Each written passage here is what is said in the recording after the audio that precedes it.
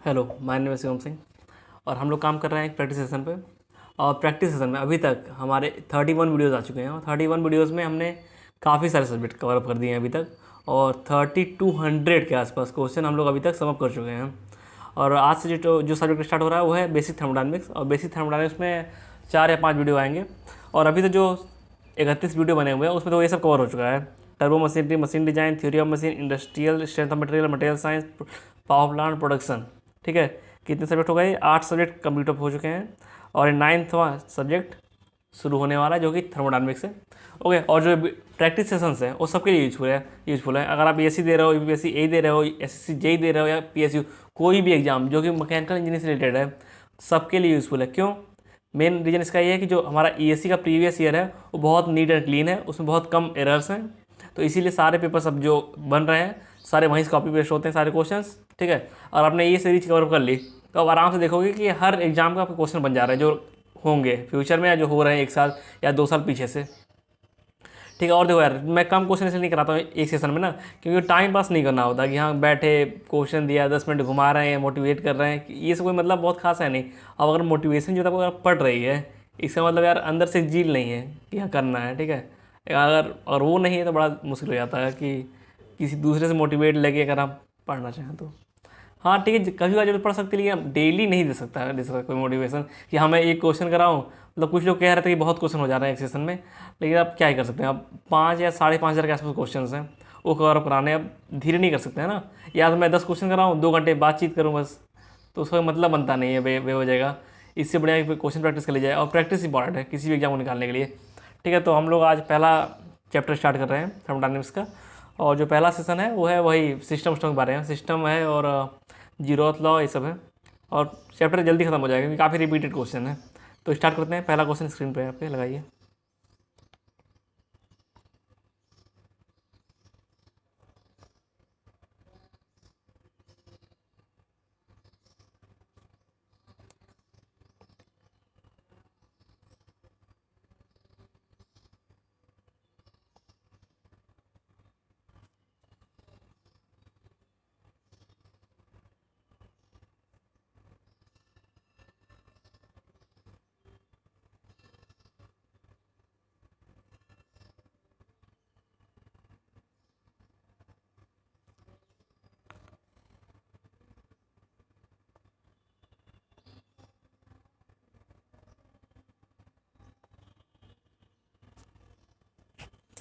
दूसरे पूछा गया कि correct sequence of decreasing order of the value of characteristics gas constant. तो करेक्टरिस्टिक्स गैस कांस्टेंट जो होती है वो होता है हमारा R universal upon molecular mass. ठीक है, एम। तो बेसिकली ये तो कांस्टेंट है, हमारा सारी चीज़ डिपेंड करेंगी अब मोलिकुलर मास पे। तो हम देख लेते हैं मोलिकुलर मास कितना होता है। H2 का 2 होता है, नाइट्रोजन का 28 होता है, और एयर का कुछ लोग को पता नहीं होगा, एयर का होता है 29.3। ओके, एयर का 29.3 होता है, इसलिए नाइट्रोजन से ज़्यादा मोलिकुलर मास हो जाएगा। उसके बाद आता है CO2, CO2 का होता है 44। तो एम का सीरीज ये बन गई। और जो हम ये निकालने जाएंगे कैरेक्टरिस्टिक गैस कांस्टेंट, तो सीरीज रिवर्स हो जाएगी क्योंकि मास नीचे इन्वर्सली प्रोपोर्शनल है। तो सबसे ज़्यादा H2 का होगा, फिर नाइट्रोजन, फिर एयर, फिर CO2। तो आपका आंसर हो जाएगा पहले का ए। Try second number.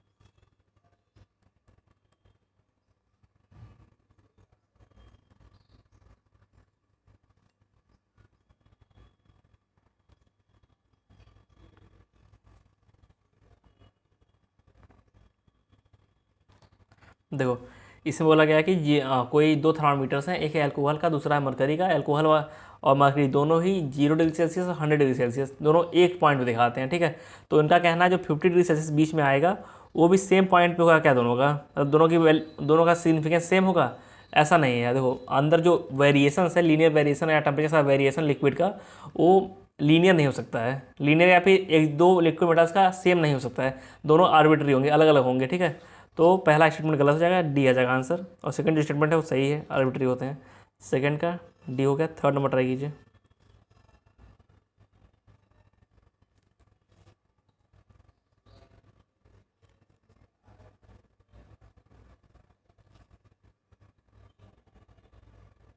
जो क्वेश्चन ध्यान से करने, क्योंकि क्या सारे क्वेश्चन आगे रिपीट होंगे वो मैं नहीं कराऊंगा, मतलब टाइम नहीं दूंगा उसके लिए, क्योंकि वीडियो की लेंथ पड़ जाएगी, नहीं तो बेवजह कुछ सीखेंगे नहीं, लेंथ पड़ेगी बस।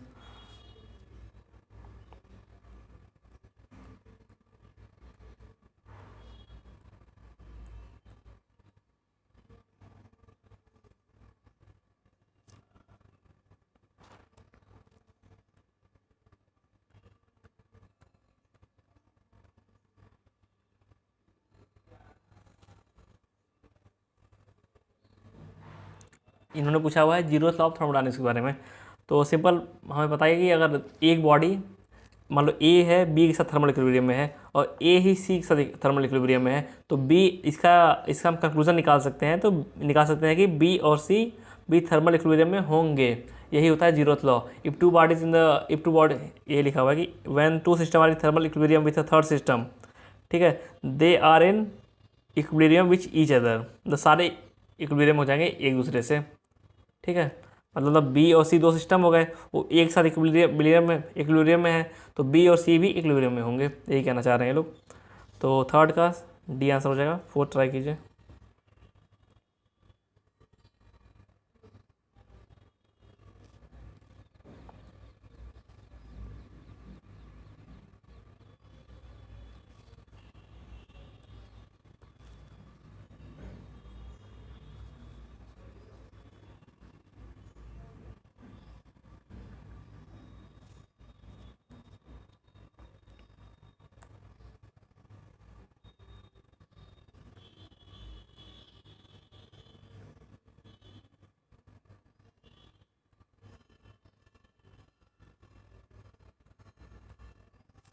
देखो, two blocks which are in thermal which are in different states, मतलब कि एक 100 डिग्री पे है मान लो, और दूसरा मान लो 120 डिग्री पे है। दे आर दोनों कॉन्टेक्ट में लाया गया, दोनों को इक्विलिब्रियम में आने दिया गया। तो जो फाइनल टेम्परेचर होगा वो कहाँ से डिसाइड होगा, किस थ्योरम से, किस लॉ से, ठीक है, थ्योरम लॉ कहेंगे। वो होता है decide by the first law of thermodynamics, क्योंकि हीट ट्रांसफर या मास हीट ट्रांसफर होगा या वर्क ट्रांसफर हो रहा है, दोनों में अगर होगा तो वो डिसाइड होता है फर्स्ट लॉ ऑफ थर्मोडायनेमिक्स से, ठीक है। जीरोथ नहीं आएगा, कन्फ्यूजन होता है इसमें, जीरोथ नहीं आएगा। तो फोर्थ का बी होगा। और जो फिफ्थ नंबर ट्राई कीजिए।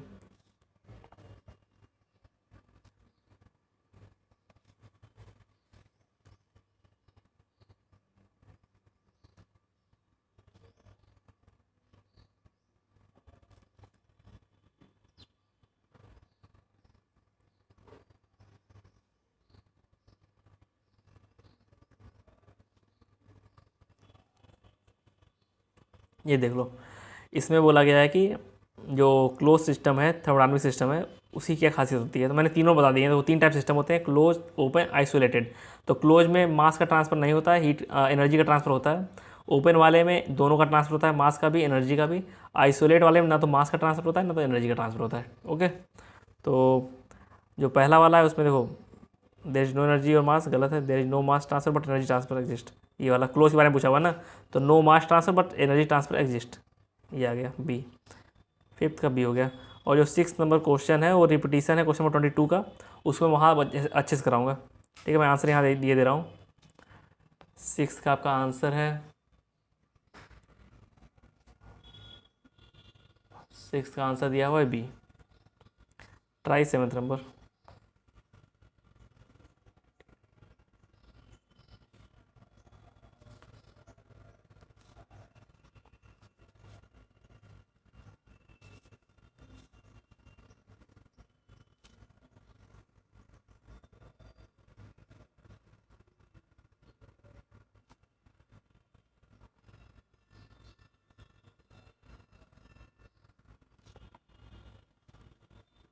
देखो, यहाँ एक्सटेंसिव प्रॉपर्टी की बात की गई है। तो एक्सटेंसिव प्रॉपर्टीज वो होती हैं जो कि मास पे डिपेंडेंट करें, और दूसरा होता है इंटेंसिव प्रॉपर्टीज़, वो मास पे डिपेंड नहीं करती। एक्सटेंसिव मास से डिपेंड करेगी, इंटेंसिव मास से डिपेंड नहीं करेगी, ठीक है। तो ऐसी कौन सी प्रॉपर्टी जो मास से डिपेंड नहीं कर रही है, देखो यहाँ पे वेलोसिटी डिपेंड नहीं करेगा मास पे, ये गया। प्रेशर, तो जो प्रेशर है वो प्रेशर रहेगा। देखो सिंपल देखने का तरीका होता है ना, कैसे डिफाइन, कैसे जानो कि एक्सटेंसिव है इंटेंसिव है। आप एक सबसे बढ़िया ले लो, एक ब्लॉक ले लो ऐसे, इसमें भर दो गैस, ठीक है। और वो चेक करना है कि प्रॉपर्टी इंटेंसिव और एक्सटेंसिव, तो इसको काट दो बस दो पोर्शन में। अब देखो यहाँ पे, देखो यहाँ पे टेम्परेचर जो था पहले वही रहेगा। अगर चीज़ें सेम रह गई तो इंटेंसिव हो गई, क्योंकि मास से डिपेंड नहीं किया ना हमने, काटने के बाद भी सेम रह गया, मतलब आधा होने के बाद भी सेम रह गया। यहाँ टेम्परेचर सेम रहेगा, सही, हाँ सेम रहेगा। प्रॉपर प्रेशर सेम रहेगा, हाँ सेम रहेगा। विस्कोसिटी सेम रहेगी, सेम रहेगी। वॉल्यूम, वॉल्यूम देखो, वॉल्यूम वेरी कर गया। वॉल्यूम पहले आधा हो गया ना, तो वॉल्यूम एक्सटेंसिव हो गया, ठीक है। डेंसिटी वेरी करेगी नहीं, डेंसिटी सेम रहेगी। विस्कोसिटी सेम रहेगी। कंडक्टिविटी सेम रहेगी। मॉलिक्यूलर मास सेम रहेगा, ओके। और अगर देखें मास, टोटल मास देखें, तब टोटल मास कम हो गया, एनर्जी कम हो गई, क्योंकि एनर्जी आधी हो गई, बढ़ गई यहाँ पे। स्पेसिफिक एनर्जी अगर किसी ने कहते हैं, specific energy per unit volume या पर यूनिट मास, तो वहाँ पे सेम हो जाएगा, इंटेंसिव हो जाएगा, ठीक है। समझ गया ना, मतलब यही ब्लॉक वाला आप हमेशा एग्जाम लेके काट दिया करो उसे, और जो चीज़ सेम रह जाए उसे इंटेंसिव कह देंगे, जो कम हो जाए, ज़्यादा हो जाए, उसे एक्सटेंसिव कह देंगे, ठीक है। तो एक्सटेंसिव कौन सा होगा इसमें? वॉल्यूम। वॉल्यूम हमने जब ऐसे काटा इसे, तो यहाँ वॉल्यूम आधा हो गया, तो वॉल्यूम एक्सटेंसिव हो गया, सेवन्थ का ए हो गया, ठीक है। ट्राई करिए क्वेश्चन नंबर 8।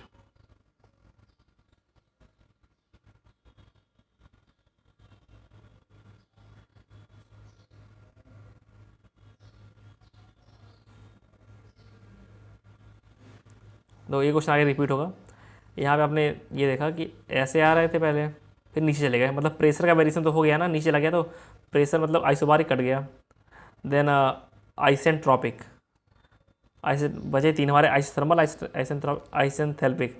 आइसेंथेल्पिक प्रोसेस भी ये नहीं है, या वो साफ साफ दिख रहा होगा, क्योंकि अगर आप बनाओगे डायग्राम एच वाला भी तो ऐसा कुछ आ जाएगा, ऐसे बनता है ना, ऐसे आ जाएगा, ठीक है। आइसेंथेल्पिक भी नहीं है। अगला बचता है आइसोथर्मल एंड आइसेंट्रोपिक, मतलब एंट्रोपी कांस्टेंट, ठीक है। तो ये एंट्रोपी कांस्टेंट भी नहीं है, क्योंकि जो पहले यहाँ पे लिक्विड प्लस गैस का मिक्सचर था, यहाँ गैस पूरी गैस बन गई, तो मतलब एंट्रोपी इंक्रीज ही हो रही है, ओके। क्योंकि वॉल्यूम हमारा बढ़ रहा है। फॉर्मूला का फॉर्मूले सब देखना चाहो तो सिंपली ऐसे देख सकते हो, ln V2/V1 आता है ना, V2/V1। और ये, और तीसरा है कि टेम्परेचर, देखो ये समझाने की जरूरत इसकी है नहीं, अगर आपने ग्राफ्स बनाए होंगे तो सिंपल ये टेम्परेचर का ही है। यहाँ पे ये है, नीचे जाना शुरू होता है तो ये हो जाता है, ये टेम्परेचर कांस्टेंट का ही ग्राफ है। तो ये जो जोन है, डोम जो है, डोम में तो कांस्टेंट टेम्परेचर रहता है, स्ट्रेट लाइन हॉरिजॉन्टल रहती है। यहाँ टेम्परेचर से दोनों कांस्टेंट हो गए, टेम्परेचर प्रेशर भी। और जब बाहर निकलेंगे डोम से तो गैसेस फॉर्म होगा, तो PV बराबर nRT हो जाएगा। तो जो अगर T कांस्टेंट तो PV का ग्राफ हाइपरबोलिक ही बनेगा, जो कि यहाँ बना हुआ है, ठीक है। तो यार थर्मल ही है। 8th का D। 9th नंबर का ट्राई कीजिए।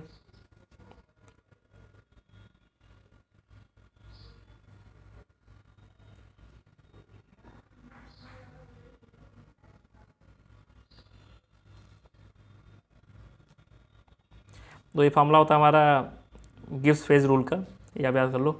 तो यहाँ पे D ऑप्शन दिया हुआ, 9th का D। Try 10th number.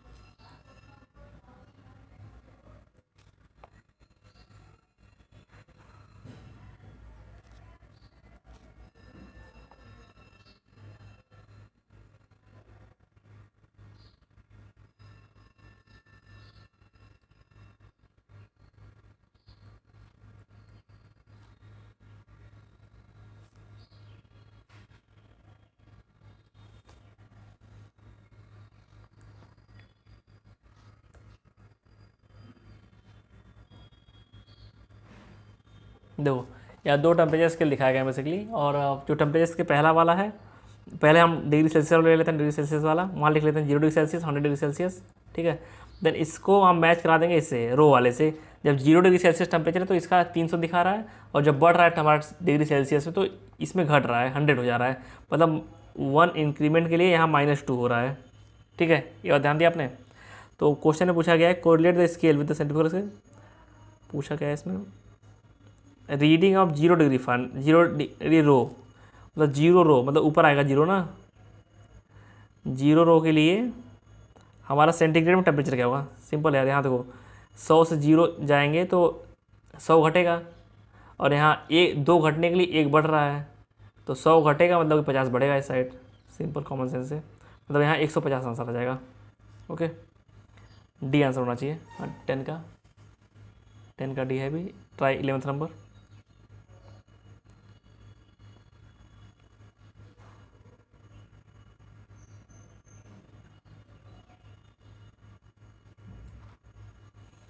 11 में ट्राई कर रहे हैं आप लोग, देखिए।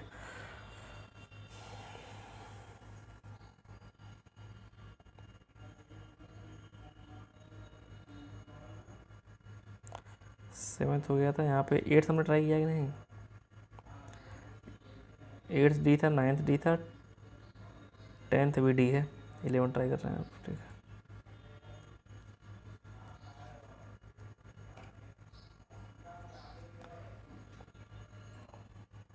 देखो, pressure reaches an absolute zero, इसका मतलब होता है कि प्रेशर एकदम जीरो हो जाए। ये कब होगा? प्रेशर क्यों होता है आपको पता है? प्रेशर होने का रीजन था, जो मॉलिक्यूल्स होते हैं गैस के, वो जाके टकराते हैं आपके वॉल से, वॉल्स या पिस्टन जो है, तो उससे प्रेशर जनरेट होता है। अगर मॉलिक्यूल की मूवमेंट जीरो हो जाए तो प्रेशर जीरो हो जाएगा, मतलब when the molecular momentum of the system become zero, pressure zero होगा। 11th का डी। 12th ट्राई कीजिए।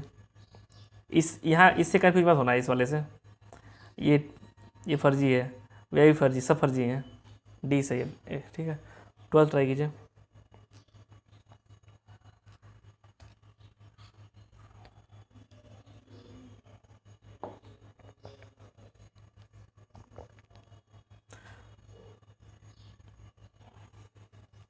जो कंप्रेसिबिलिटी फैक्टर की बात की गई है for the ideal gas, ideal gas के लिए कंप्रेसिबिलिटी फैक्टर हमेशा 1 होगा। ओके, जब रियल गैस आएगा या फिर डेविएशन होगा आइडियल गैस है, तो वहाँ पे 1 से कम भी हो सकता है, 1 से ज़्यादा भी हो सकता है, ठीक है, 1 भी हो सकता है। लेकिन in the case of ideal gas there will be 1 होगा, ओनली इक्वल टू 1। तो सेकंड से होना चाहिए बस। 12th का डी। 13 नंबर ट्राई कीजिए।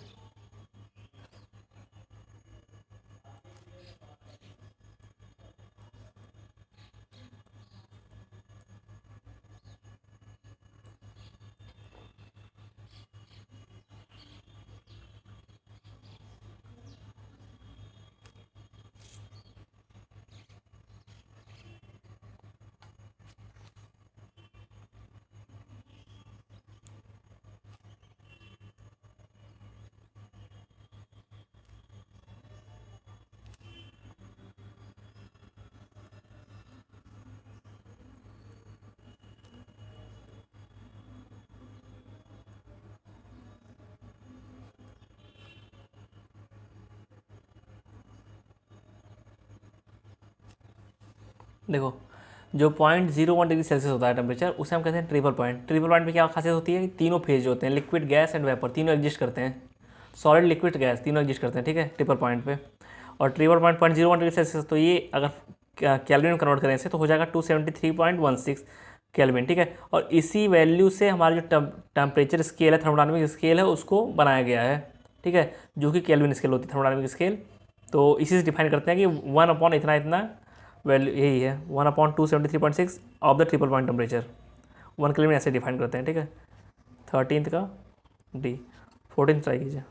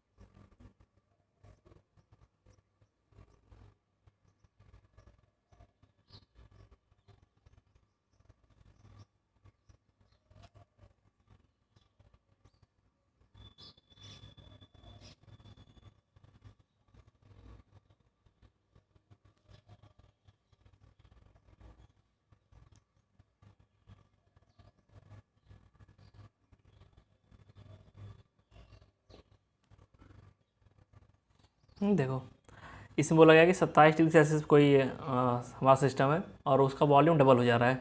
डबल होने पे किस प्रोसेस के थ्रू टेम्परेचर कितना आएगा उसका वेरिएशन दिखाना है, किस में ज़्यादा रहेगा किस में कम रहेगा। तो सिंपल आप ग्राफ बना लेंगे। प्रेशर कांस्टेंट का एक ग्राफ बनता है पीवी वाले में, और एक चीज़ और, पीवी बराबर एनआरटी है ना।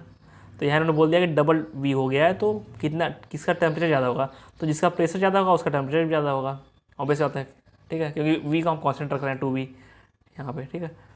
तो दो ये बना लेंगे डायग्राम। प्रेशर कांस्टेंट का ये बनता है, देन टेम्परेचर का ये बनता है, देन एडियाबेटिक का ये बनेगा, और वॉल्यूम कांस्टेंट वॉल्यूम का ये बनेगा। और यहाँ पे एन की वैल्यू कितनी होती है 0, यहाँ पे एन की वैल्यू टी वाले में एन की वैल्यू 1 होती है, और इसमें तो 1.4 हो जाएगी, और इसमें इन्फिनिटी हो जाएगी कांस्टेंट वॉल्यूम वाले में। ठीक है, ये आगे यहाँ डिस्कस हो गया, आगे भी क्वेश्चन आएंगे सब।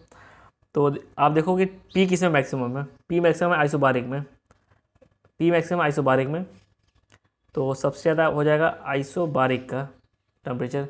देन पी किसका मैक्सिमम है कांस्टेंट टेम्परेचर का, तो 2 हो जाएगा, फिर 1 के बाद 2, देन 3 आएगा आइसेंट्रोपिक। तो डिक्रीजिंग टर्म में तो ये पूछा किसमें है, in order of increasing value, मतलब उलट देना है ऐसे 3 to 1 कहाँ पे है, सी उलट देंगे इसको, क्योंकि ये डिक्रीजिंग में था, पूछा इंक्रीजिंग में, समझ गया ना। अब ट्राई कीजिए क्वेश्चन नंबर 15।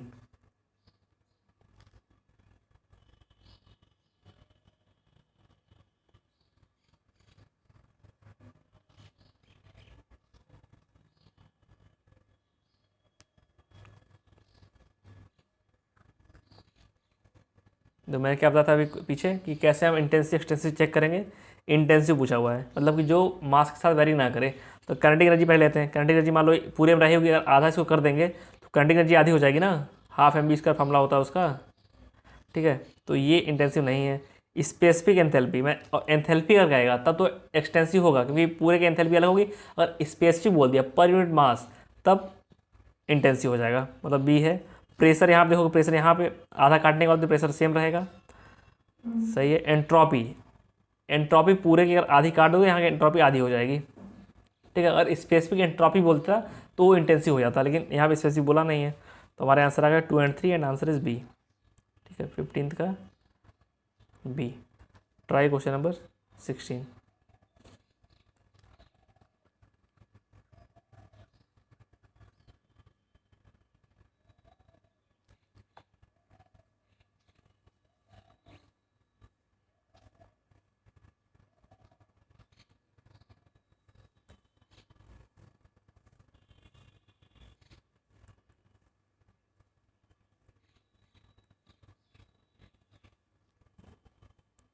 तो characteristics equation of real gas पूछा हुआ है, तो ये आपको याद होना चाहिए, ये होता है formula P plus A by V square minus B into V minus N B इसको टू आर टी।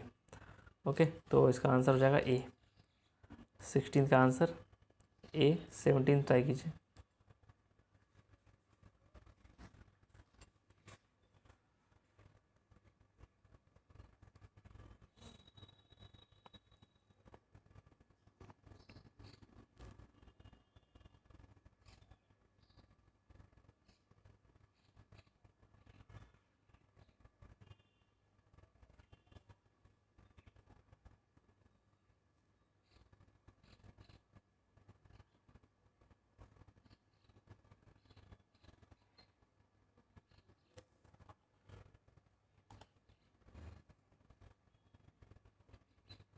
जो 17th नंबर जो क्वेश्चन है उसमें बोला कि at very high density compressibility of the real gas is less than 1।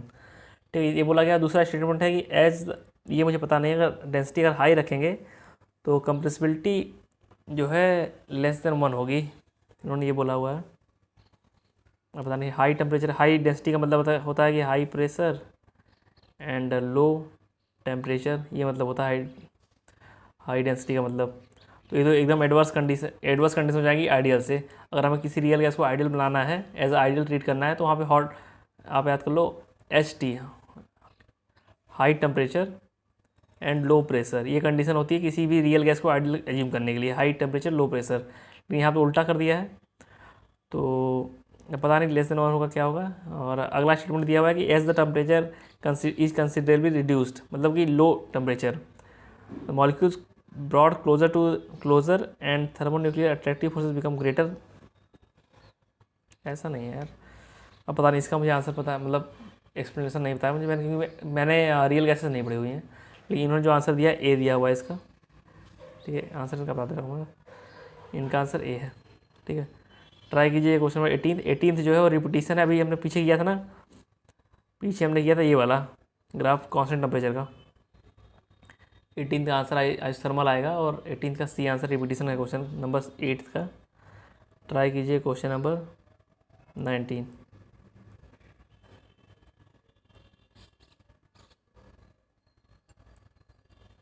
इससे पूछा वही इंटेंसिव प्रॉपर्टीज। अभी हमने पीछे किया था कि काइनेटिक एनर्जी एक्सटेंसिव होगा, तो 1 काट दो आप, 1 कट गया, ये तो गया। तो 2 3 होंगे, चौथा चेक कर लो बस। एंट्रोपी, एंट्रोपी पीछे था, एंट्रोपी पीछे था ना कि अगर स्पेसिफिक एंट्रोपी बोलता तब तो इंटेंसिव होता, इस एंट्रोपी बोल दिया तो एक्सटेंसिव है, मतलब ये भी काट दो। ये भी जाने से आंसर हमारा हो गया बी, 19th का बी। Try 20th number.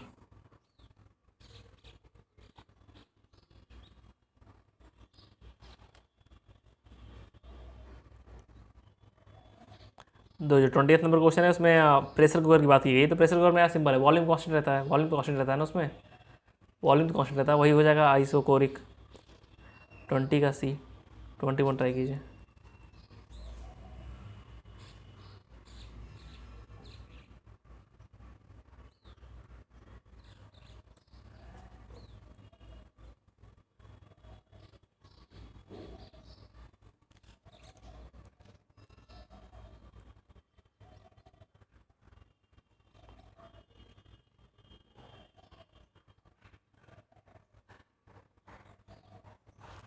तो यहाँ बोला टाइप ऑफ थर्मोमीटर बोला है और थर्मोमेट्रिक प्रॉपर्टी बोला हुआ है, तो अब करना है।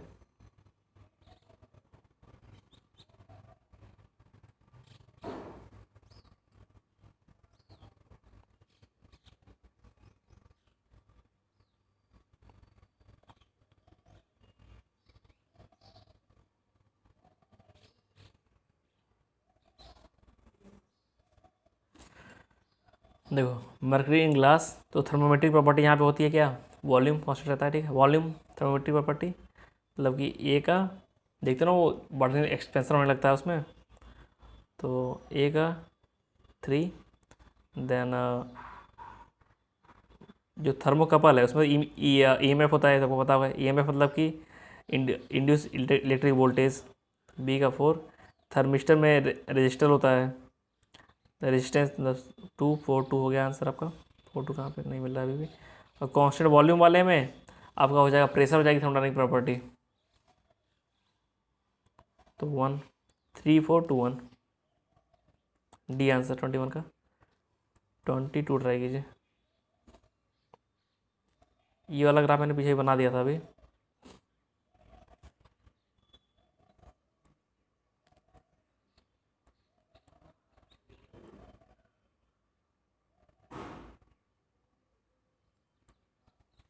ठीक है, ग्राफ मैच कराना है बस। ये मैंने पीछे बना दिया था ग्राफ एक क्वेश्चन में, जिसमें कि टेम्परेचर के बारे में पूछा था, किसमें हाई टेम्परेचर आएगा, किसमें लो रहेगा। मैंने बताया था कि इसका जो एन होगा वो होगा 0, ये जो एन है 1, इसका एन है 1.4 और इसका एन है इन्फिनिटी, मतलब कि इंक्रीजिंग टर्म है, क्लॉक वाइज में बढ़ता हुआ, मतलब 0 शुरू हुआ इन्फिनिटी तक गया, ठीक है। और कोई उल्टा बना के पूछ चलो इतना, ठीक है। अब आगे करिए। ए के लिए 0 सेट है, तो मतलब कि ए के लिए 1, बी के लिए 2, सी के लिए 3, डी के लिए 4, ठीक है। ऑप्शन मैच हो गया हमारे, ए 1 2 3 4 आंसर आ जाएगा बी। 22 का बी। 23 ट्राई कीजिए।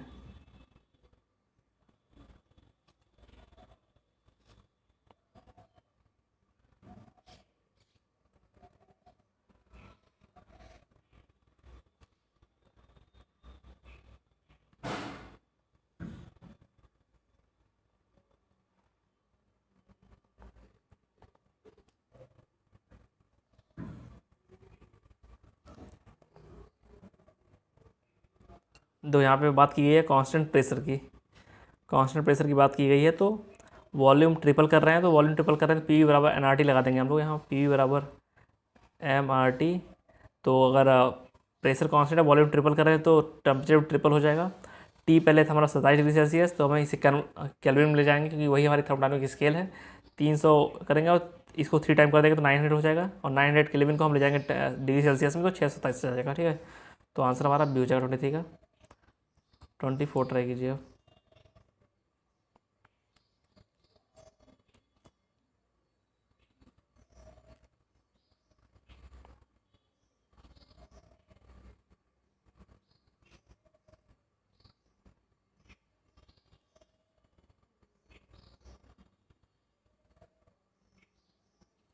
तो 24 क्वेश्चन में बोला गया कि एक flask thermo well insulated, insulated मतलब कि ना तो मास का ट्रांसफर होगा ना तो एनर्जी का ट्रांसफर होगा। थर्मोप्लास इज एन एग्जाम्पल ऑफ, मतलब उसमें आइस रखी गई है, तो एग्जाम्पल का है ये पूछा गया है। तो या तो आइस रखो, चाय रखो, गर्म पानी रखो, कुछ भी रखो, वो सिस्टम सेम ही रहेगा, आइसोलेटेड ही रहेगा, ठीक है। तो 25 का बी हो जाएगा हमारा आंसर। 24 का बी, 25 ट्राई कीजिए।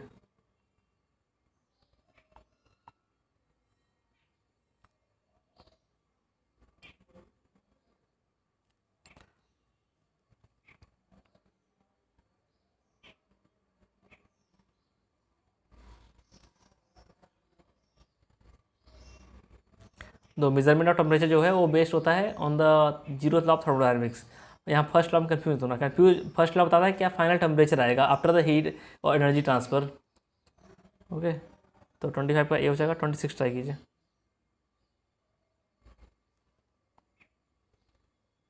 ये क्वेश्चन काफ़ी बार हो गया है, देखो टेम्परेचर मास से डिपेंड नहीं करेगा। अगर आप ये ब्लॉक इसको आधा काटो तो यहाँ पर टेम्परेचर सेम रहेगा, यहाँ पर सेम ही रहेगा, विस्कोसिटी भी सेम रहेगी। स्पेसिफिक लगा दिया, स्पेसिफिक एंट्रोपी भी सेम रहेगी, पीछे एंट्रोपी दिया था, यहाँ स्पेसिफिक दे दिया है। तो ये भी इंटेंसिव, ये भी इंटेंसिव, ये भी इंटेंसिव, ये भी इंटेंसिव।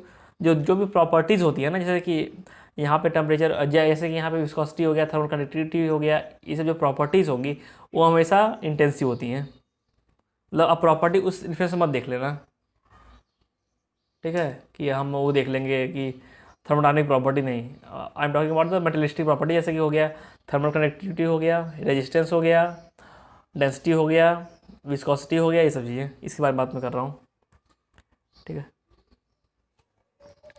तो आपका 1 इंटेंसिव है, 2 भी इंटेंसिव है, 3 भी, 4 भी इंटेंसिव है, सारे इंटेंसिव है। तो 1 2 3 4 आंसर आएंगे। 26 का डी। 27 ट्राई कीजिए। मतलब सबसे बेस्ट यही होता है कि आप ब्लॉक के उसको आधे में काट दो, जो चीज़ सेम मिल जाए, सेम की सेम रहे, वो इंटेंसिव हो गई, जो कम या ज़्यादा हो जाए वो एक्सटेंसिव हो जाएंगी, ठीक है। तो 26 का डी हो गया। 27 ट्राई कीजिए।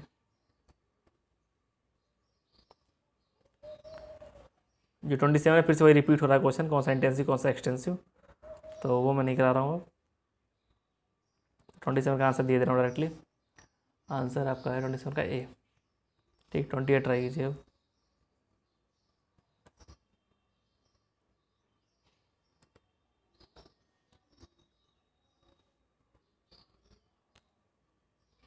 देखो हमने ये डायग्राम बनाया था पीवी, बनाया था पीवी पे, अब ये डायग्राम आ गया है टीएस पे।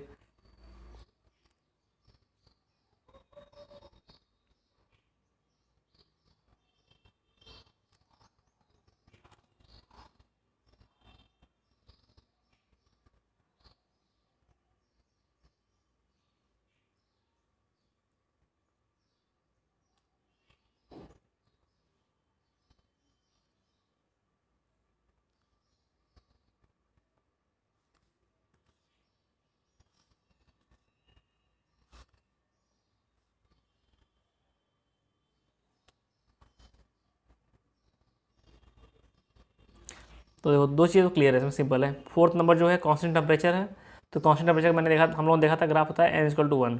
और ये जो एक नंबर है आइसेंट्रॉपिक है, आइसेंट्रॉपिक मतलब रिवर्सिबल एडियाबेटिक, नहीं ऐसे नहीं कह सकते हैं, आइसेंट्रॉपिक है तो इसका n जो है 1.4 आ जाएगा, ठीक है।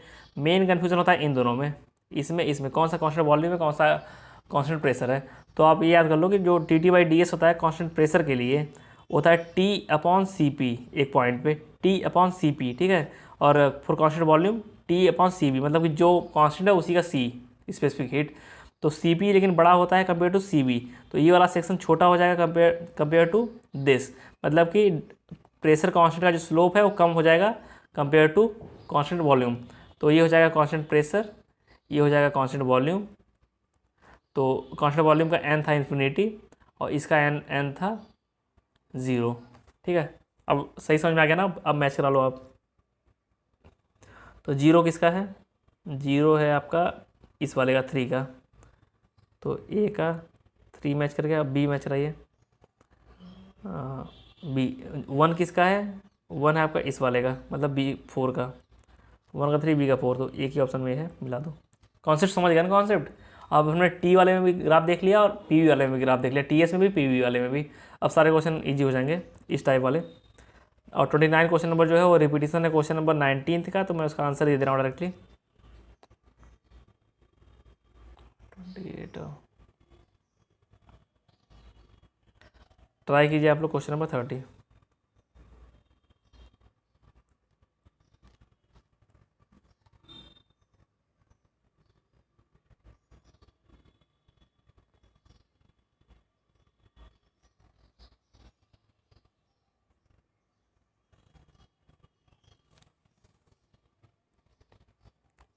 देखो जो क्वेश्चन है इसमें आप कन्फ्यूज मत होना। मोस्ट ऑफ लोग यही कन्फ्यूज होंगे कि इसका आंसर टेम्परेचर आएगा, लेकिन स्पेसिफिक हीट की बात की गई है तो यहाँ पे आएगा number of atoms in the molecule. ठीक है, नंबर ए 12th के बेसिस पे है आंसर, और ये सही आंसर है, हर जगह यही आंसर दिया हुआ है। ठीक है, 30 का डी आएगा, यहाँ कन्फ्यूज मत होना। 31 भी रिपीटिशन है, क्वेश्चन रिपीटिशन है। 32 ट्राई कीजिए।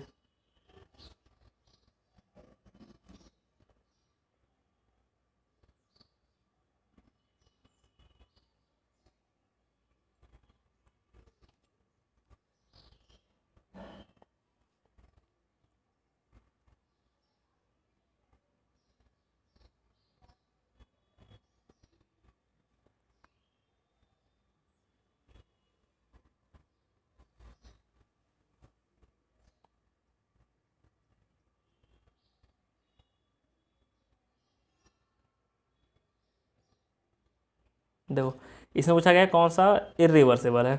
जो पहला वाला ऑप्शन है कि boiling of water from a heat source at the same temperature, और सेम टेम्परेचर में हीटिंग कर रहा है जो बॉइलिंग टेम्परेचर, तो टेम्परेचर डिफरेंस जीरो हो गया, तो वहाँ पे एंट्रोपी जनरेशन नहीं होगा।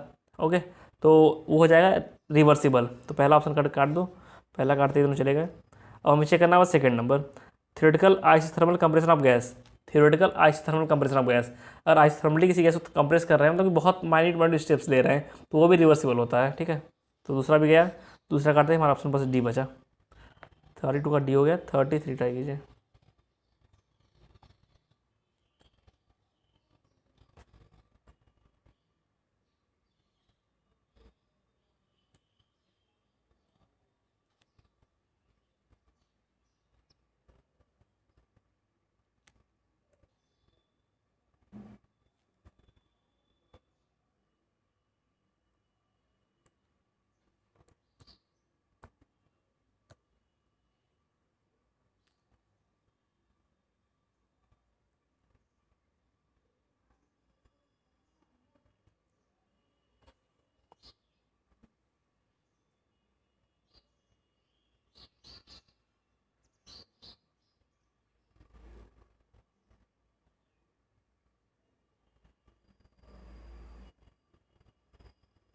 देखो ये क्वेश्चन है कि फिर से बताना है रिवर्सिबल कौन सा है। तो पहला ऑप्शन है slow heating of the water from the an electric heater, मतलब यहाँ टेम्परेचर डिफरेंस आ गया, और टेम्परेचर डिफरेंस से एंट्रोपी जनरेट हो जाएगी। ठीक, तो पहला काट दो, ये रिवर्सिबल हो गया। दूसरा आइसेंट्रोपिक एक्सपेंशन ऑफ एयर। देखो इसमें लोग मोस्टली लोग कन्फ्यूज होंगे कि isentropic compression expansion of air, इसका मतलब कि एंट्रोपी कांस्टेंट रहेगी, फिर भी इसको हम रिवर्सिबल नहीं कह सकते हैं, क्योंकि रिवर्सिबल तब कहेंगे जबकि दोनों एक्सटर्नल प्लस इंटरनल दोनों तरफ से रिवर्सिबल हो और एंट्रोपी जनरेशन जीरो हो। यहाँ पे पॉसिबिलिटी हो सकती है कि जो बाहर हम हीट फिर नहीं फेंक रहे तो बाहर का वो ना बढ़े एंट्रोपी, लेकिन अंदर अगर स्टीयरिंग करते हैं कुछ करते हैं तो एंट्रोपी बढ़ सकती है। ठीक है, इसीलिए इसको हम कंसिडर नहीं करते हैं आंसर्स में। और जिसको मेरा एक्सप्लेनेशन का गलत लग रहा हो इस क्वेश्चन का, वो अपना देगा एक्सप्लेनेशन और करेक्ट वे में। ओके, क्योंकि मुझे भी इस क्वेश्चन अभी भी डाउट ही है, मैंने एक सोल्यूशन कहीं पढ़ा था लेकिन मुझे इतना कन्विंसिंग नहीं लगा सोल्यूशन। और जो तीसरा वाला है evaporation of the liquid from the same heat source, ये तो सही है, ये तो रिवर्सिबल होगा ही थर्ड वाला। एंड फोर्थ वाले में है कि constant pressure heating of a gas by a constant temperature source. Constant temperature source अगर आप हीटिंग करो तो टेम्परेचर का डिफरेंस रहेगा, अगर टेम्परेचर का डिफरेंस है तो वहाँ पे आपका एंट्रोपी जनरेशन हो जाएगा। ठीक है, तो ये भी कैंसिल आउट हो गया, मतलब टू मेन कंसेप्ट टू में ही है मुझे भी, और आंसर इसका ए ही दिया हुआ है, 33 का ए दिया हुआ है। ओके, 34 ट्राई कीजिए। 34 रिपीटिशन है क्वेश्चन नंबर 3 का, तो मैं आंसर दे दे रहा हूँ उसका, डी है आंसर इसका। ठीक है, 35 भी क्वेश्चन नंबर जो है वो रिपीटिशन है क्वेश्चन नंबर 24 का, इसका भी मैं आंसर दे दूंगा डायरेक्टली। ट्राई कीजिए 36 नंबर।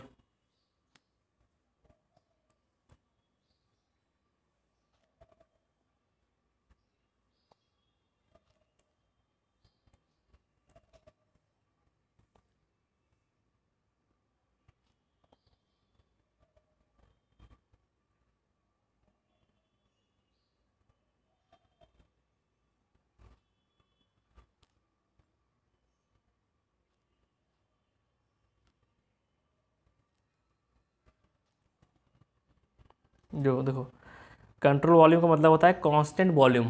कंट्रोल वॉल्यूम मतलब कि एक फिक्स वॉल्यूम को हम लोग कंसीडर कर रहे हैं, उसमें से मास फ्लो सब कुछ हो सकता है। कंट्रोल मास का सिस्टम होता है कि फिक्स्ड है, मतलब बंद है, ओपन नहीं है। ठीक है, कंट्रोल वॉल्यूम क्लोज भी हो सकता है, ओपन भी हो सकता है, जैसे कि यहाँ पे है, ये देखो हमने इस एरिया को बस कंसिडर कर लिया इतने को, और इसी में जो वेरिएशन होगा वही हम चेकअप करेंगे। ठीक है, तो it is a specific fixed region, जो डी ऑप्शन है, और fixed region in the space where mass and heat work can be cross the boundary of the region, यही सही है। तो एक फिक्स रीजन लेते हैं हम लोग। ओके, तो 36 का डी हो जाएगा। 37 ट्राई कीजिए। 37 जो है रिपीटिशन क्वेश्चन नंबर 5 का है। आप 38 ट्राई कीजिए।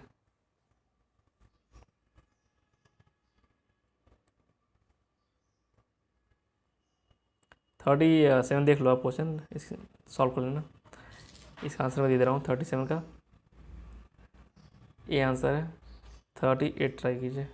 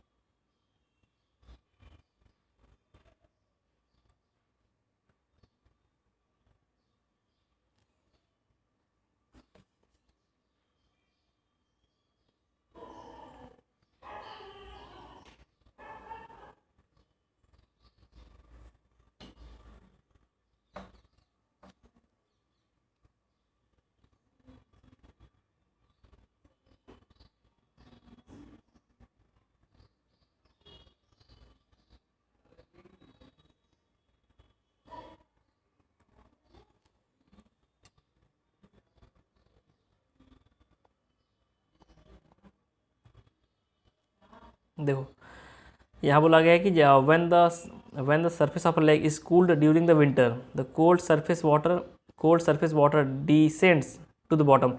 जैसे जैसे ठंडा करते हैं, जो वाटर ठंडा वाला होता है वो नीचे जाता है। इसका मेन रीजन होता है कि जो डेंसिटी वो बढ़ती है लगातार। देखो ये दिख रहा है ना, डेंसिटी लगातार बढ़ रही है। डेंसिटी अगर बढ़ेगी तो नीचे से चलना शुरू हो जाएगा, लेकिन 4 डिग्री सेल्सियस के बाद 4 डिग्री सेल्सियस पे डेंसिटी मैक्सिमम हो जाएगी, और उसके बाद डेंसिटी घटना शुरू हो जाएगी। ठीक है, डेंसिटी जब घटना शुरू होगी तो जो वाटर रहेगा ऊपर उठना शुरू हो जाएगा। वही यहाँ बोला गया कि जैसे जैसे 4 से हम आगे बढ़ते हैं, मतलब इस तरफ जाते हैं कूलिंग में, जो फ्लो नीचे जो वाटर था ऊपर आता है, या फिर अगर फ्रीज हो गया तो जो फ्लोट बर्फ रहेगी ऊपर आ जाएगी। ठीक है, तो वही से बोला गया because the ice forms that, और जो बी रीजन दिया हुआ है कि ice forms at the top of the pond in the winter while the bottom fluid stay warmer at the 4 degree Celsius. हाँ ऐसा ही है, वार्मर देन 4 डिग्री सेल्सियस। ये शायद गलत जाना चाहिए 38 का, वार्मर देन। देखो वार्मर, ये हाँ सही बोल रहे हैं। जो नीचे रहेगा ना फ्लूइड, वो आइस तो हमारी जीरो बनी होगी, और जो नीचे फ्लूइड होगा हो सकता है मे बी 4 से ज़्यादा हो जाए, क्योंकि 4 डिग्री सेल्सियस में मैक्सिमम डेंसिटी होती है। मैक्सिमम डेंसिटी मतलब वो वाला फ्लूइड नीचे सेटल हो जाएगा। ठीक है, तो बी रीजन सही है, लेकिन इन्होंने बी और सर्सन रीजन दोनों सही है, लेकिन करेक्ट रीजन नहीं। दोनों स्टेटमेंट इंडिविजुअली करेक्ट है बस। 39 का बी हो जाएगा। ट्राई कीजिए क्वेश्चन नंबर 39। 38 का बी हो जाएगा, 39 ट्राई कीजिए आप।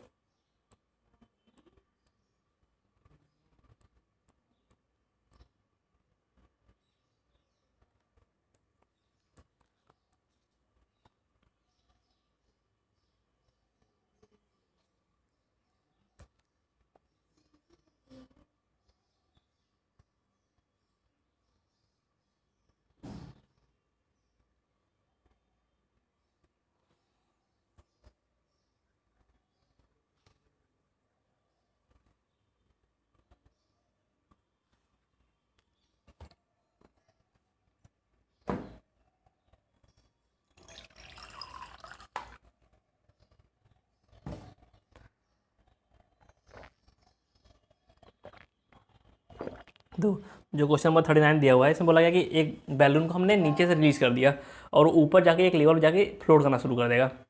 और नीचे दिक्कत क्या होती है, नीचे जो है उसकी जो बैलून के अंदर भरा हुआ है कुछ भी गैस, उसकी डेंसिटी कम है, तो वो ऊपर उठना शुरू होगा। लेकिन जैसे जैसे ऊपर जाता जाएगा बॉयंसी फोर्स कम होगी, क्योंकि ऊपर की भी डेंसिटी जो है जब काफ़ी हाइट चला जाएगा तो जो सराउंडिंग की डेंसिटी है वो कम हो जाती है, और कूल टेम्परेचर घटता है, डेंसिटी कम हो जाती है। ओके, एंड तो रीजन यही है कि इस पर वही फ्लोट करना शुरू कर देगा। तो ये फ्लोट करना, अगला दिया with increase in elevation the temperature of the atmospheric gas increases and density decreases. दोनों ही सही हैं। नहीं नहीं नहीं, ये गलत है, टेम्परेचर ऑफ एयर इंक्रीज नहीं होगा, ये डिक्रीज होगा। ये डिक्रीज होगा, मतलब कि सी गलत, सी हो जाएगा ऑप्शन। ठीक है, ये तो सही है कि फ्लोट करता है ऊपर। Okay, try question number 5। 5 जो रिपीटिशन है क्वेश्चन नंबर 5 का, जो 40 है क्वेश्चन नंबर 5 का रिपीटिशन है, उसका आंसर मैं ए दे दिया है। अब ट्राई कीजिए क्वेश्चन नंबर 41।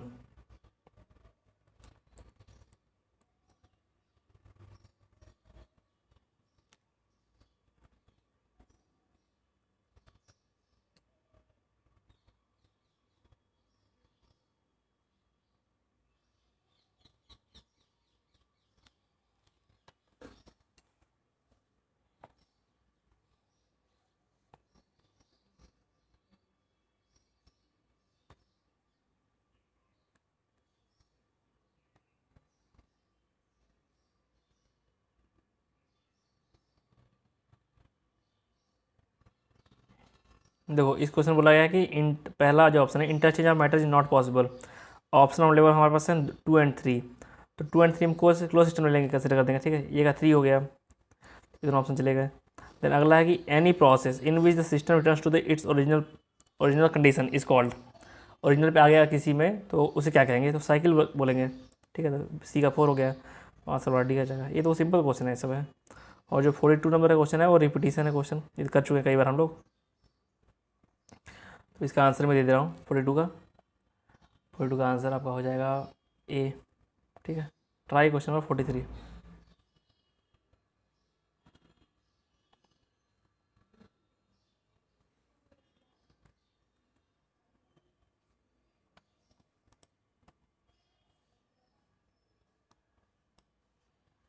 देखो जो रिड्यूस प्रेशर होता है वो डिफाइन करते हैं as a ratio of absolute pressure upon critical pressure.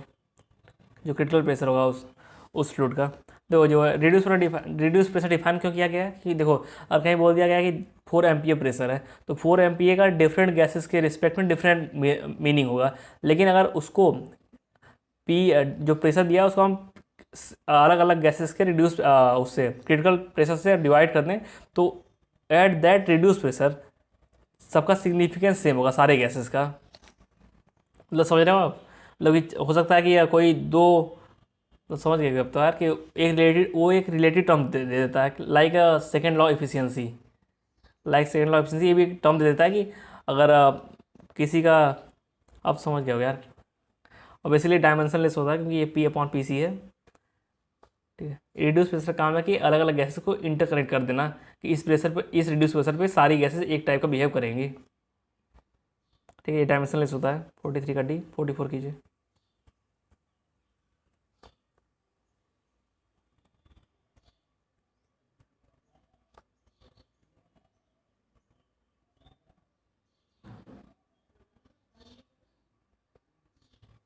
तो ये भी क्वेश्चन रिपीट हो रहा है। अगर आइसोलेटेड सिस्टम है तो उसमें ना तो मास का ट्रांसफर होगा ना तो एनर्जी का ट्रांसफर होगा।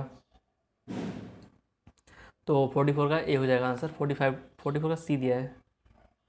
हाँ एनर्जी, अच्छा सॉरी यहाँ एंट्रोपी लिखा हुआ है, एनर्जी एंड मास होना चाहिए। ठीक है, 44 का सी। 45 ट्राई कीजिए।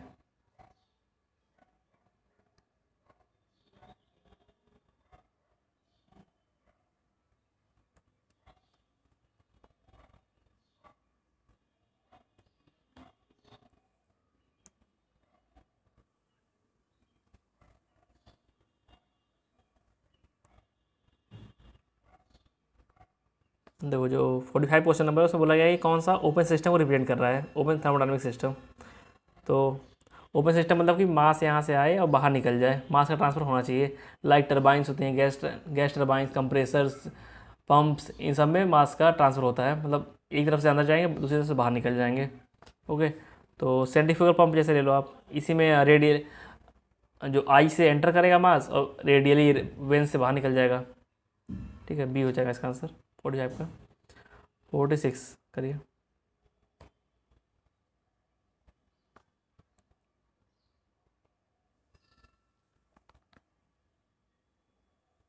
दो रेयर फील्ड गैसेस का मतलब होता है कि कहाँ पे ये बोल रहे हैं कि in highly rarefied gases the concept of, किसका लूज है कॉन्सेप्ट।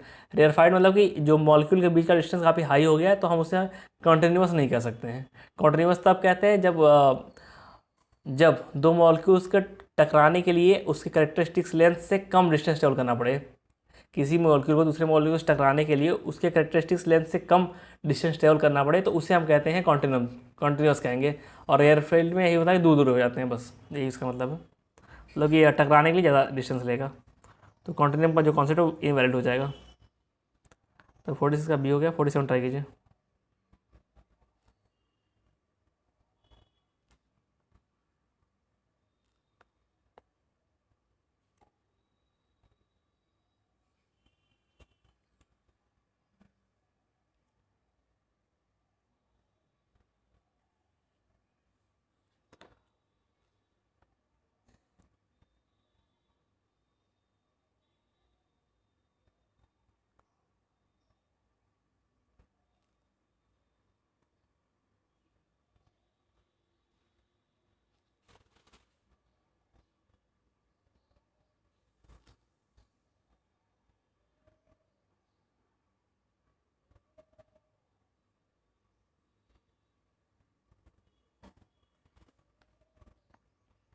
देखो, जो आइडियल कंडीशंस होती हैं कि अगर जो रियल गैस है वो आइडियल गैस की तरह बिहेव कब करेगी, जब हाई टेम्परेचर हो लो प्रेशर हो। तो जब ये कंडीशन सेटिस्फाई होगी ना तो पी बराबर एन आर टी सेटिस्फाई होना शुरू हो जाएगा, क्योंकि आइडियल गैस की इक्वेशन होती है ये। तो अगर आप ये कंडीशन सेटिस्फाई हो गई और ये लगा रहे हो आप और वी कांस्टेंट आपने कर दिया, तो जो टेम्परेचर होगा वो प्रोपोर्शनल हो जाएगा पी के। यही इसमें बता रहे हैं लोग कि at constant volume thermometer at low pressure the temperature of gas is proportional to the pressure at the constant volume. ठीक है, समझ गया ना, मतलब लो प्रेशर पे ही काम करेगा वो वाला आइडियल कंडीशन वाले, आइडियल गैस वाला। तो 47 का सी होना चाहिए। 40 सी है। 48 ट्राई कीजिए।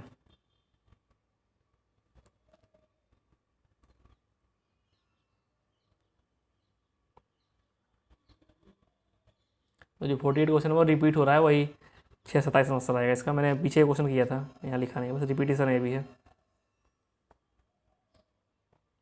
49 ट्राई कीजिए।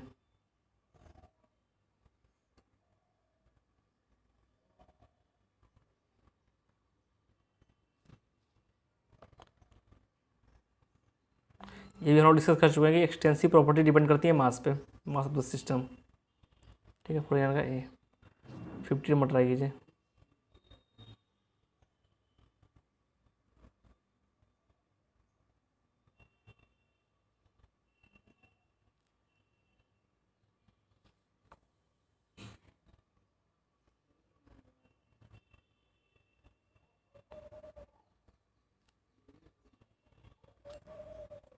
द जूल एक्सपेरिमेंट कहता है कि for a cycle all the heat transfer should be equal to the all the work transfer.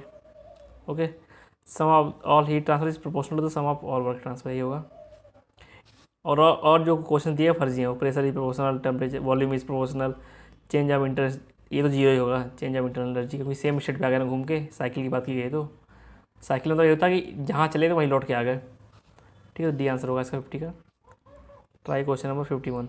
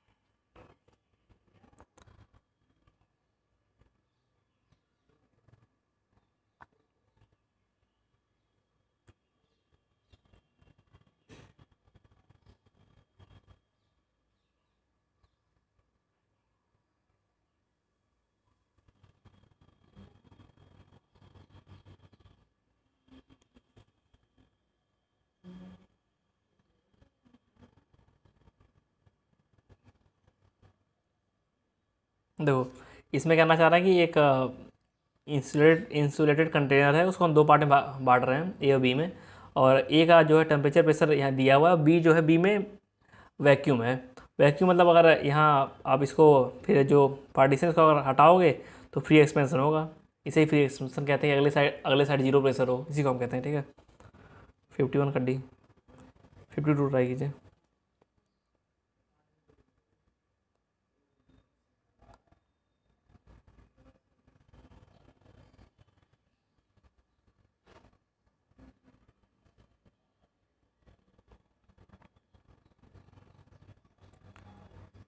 देखो जो 52 नंबर क्वेश्चन है, इसमें बोल रहे हैं कि किसी प्रोसेस में बहुत धीरे धीरे एग्जीक्यूट कर रहे हैं, मतलब बहुत कम डिफरेंस पे, मतलब जिससे कि एंट्रोपी डेवलप ना हो पाए, तो इसी को हम कहते हैं reversible process. It will become reversible process. 52 का ए हो जाएगा। 53 ट्राई कीजिए।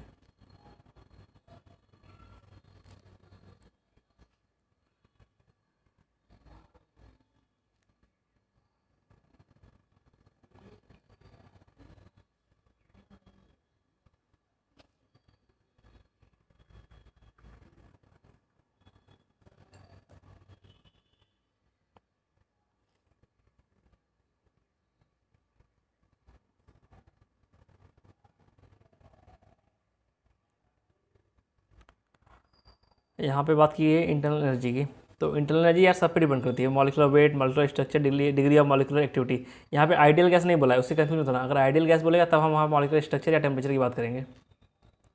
ओके, तो तीनों ही आएंगे, तो आंसर आपका डी रहेगा। तो ये सब याद करना है, इसको हम मैं समझ नहीं सकते बहुत ज़्यादा, याद ही करना है आपको। अगर बहुत डीप अगर पढ़ना है तो सेंजल में आधे पढ़ने का पढ़ लेना, वहाँ से बहुत ईजी है वो भी, और पढ़ो तो बड़ा आसानी से समझ में आ जाएगा। उसमें बहुत अच्छे समझाया हुआ है। समझा सकता हूँ मैं भी, लेकिन बहुत टाइम लगेगा उसमें समझाने में। Okay, try question number 54।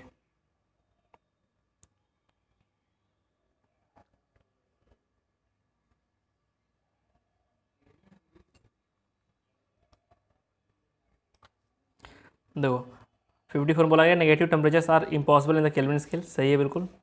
और अगला स्टेटमेंट है the Kelvin scale is the thermodynamic scale, दोनों ही सही स्टेटमेंट है, लेकिन दोनों का रिलेशनशिप नहीं है कोई। 54 का बी। 55 ट्राई कीजिए।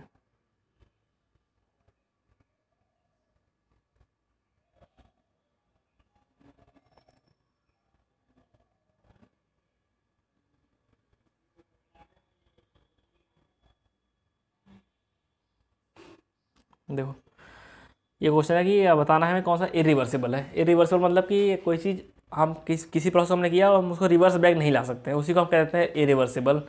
तो जो एक्सटेंशन ऑफ स्प्रिंग है, स्प्रिंग आप एक्सटेंड करते हो फिर छोड़ते हो तो अपने सेम लेंथ में आ जाती है ना, वो रिवर्सिबल हो गई। तो ये ऑप्शन कट गया पहला वाला, तो पहला ही काटते ही ऑप्शन हमारा बी हो गया, सी हो गया ऑप्शन। ठीक है, 56 ट्राई कीजिए।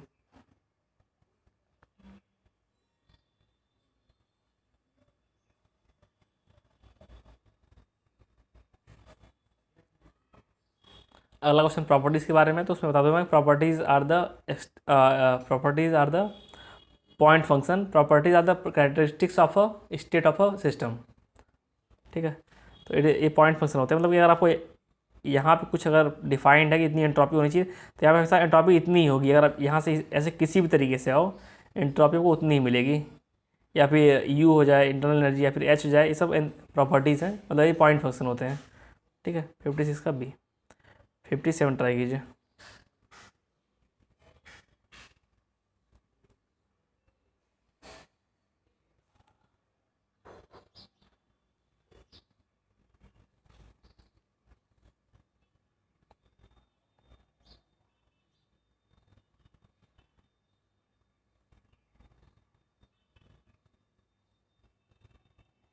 देखो जो प्योर सब्सटेंस का डेफिनेशन यही है कि आपका केमिकली होमोजीनियस होना चाहिए, और तीन चीज़ें होनी चाहिए उसमें कि टेम्परेचर डिफरेंस नहीं होना चाहिए, प्रेशर डिफरेंस नहीं होना चाहिए, और फिर केमिकल रिएक्टिविटी नहीं होनी चाहिए। ठीक है, तीन कंडीशन का सेटिस्फाइड हो रही है तो प्योर सब्सटेंस होगा। यहाँ वही बोला गया उन्होंने कि होमोजीनियसली डिस्ट्रीब्यूटेड है और कोई केमिकल रिएक्शन नहीं है, तो जो हो जाएगा प्योर सब्सटेंस हो जाएगा। और flue gases can be treated as homogeneous mixture of gases, ये भी सही है, होमोजीनियस चीज़ें मिक्स होती हैं उसमें भी। तो 57 का बी हो जाएगा आंसर। Try 58 number question.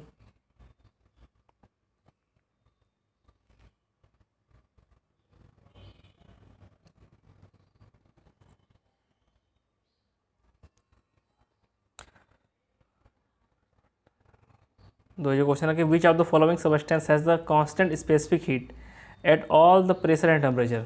तो ये याद करने वाली चीज़ है। मोनोटॉमिक गैसेस का जो स्पेसिफिक हीट होती है हर टेम्परेचर प्रेशर पे कांस्टेंट रहता है। मोनोटॉमिक का मतलब है कि गामा आपका 1.67 हो, और डाई एटॉमिक अगर मोनोटॉमिक है तो ये होगा, डाई एटॉमिक है तो 1.4 हो जाएगा, और ट्राई एटॉमिक है तो गामा 1.33 हो जाएगा। ये भी याद कर ले, भी आता है काफ़ी बार। ठीक है, तो यहाँ पे आंसर ये हो जाएगा 58 का ए आंसर। ओके, तो आज के सारे क्वेश्चन हो चुके हैं, आज इतना ही लंबा वीडियो है। Okay then thank you for being with me. और यार काफ़ी अच्छा लगा होगा आपको प्रैक्टिस करके, और चैनल का सब्सक्राइब कर देना प्लीज़। ठीक है, देख ही रहो कितनी मेहनत हो रही है। ये हमारा 32nd वीडियो है शायद। ओके, और अपने दोस्तों को बताओ हाउ टू प्रैक्टिस, कैसे प्रैक्टिस कर रहे हो आप, और साथ में प्रैक्टिस करोगे आप लोग वीडियो देख के तो काफ़ी एडवांटेजेस रहेगा, क्योंकि आप लोग आराम से डिस्कस कर सकते हैं एक दूसरे के साथ। ओके, थैंक यू, और please subscribe channel. All the best for your exam.